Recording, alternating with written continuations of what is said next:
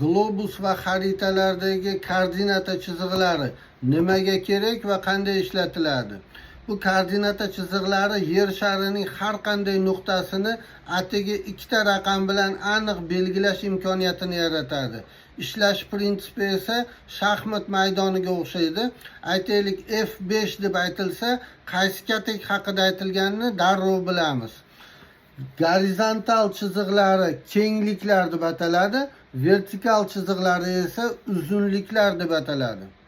Kengliklarni hisoblash ekvator chizig'idan hisoblanadi. Uzunliklarni hisoblash esa London yaqinidagi Greenwich observatoriyasidan o'tgan 0-meridiandan boshlanadi. Shu yer sharini kesib, ikkala qutublaridan yerning markazi orqali chiziq o'tkazsak, bu yerning aylanish o'qi bo'ladi. Yerning markazidan shu chiziqga perpendikulyar chiziq chizsak, bu ekvator chizig'i bo'ladi va uning kengligi 0 gradus hisoblanadi.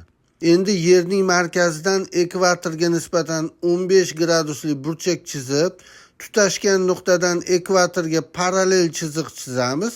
Bu paralleldagi har bir nuqtaning geografik kengligi 15 gradus deb aytiladi. Yana bitta 41 gradusli burchak chizib parallel o'tkazamiz.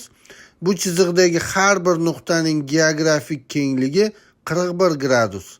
Toshkent shahri shu kenglikda joylashgan. Janubiy yarim sharda ham xuddi shunday hosil qilinadi. Ekvatordan shimolda bo'lgan kengliklar barchasi shimoliy kenglik, janubda bo'lganlari esa janubiy kenglik deb ataladi. Qutblarning kengligi esa 90 gradus. Keyingi videoda uzunliklarni ko'rib chiqamiz.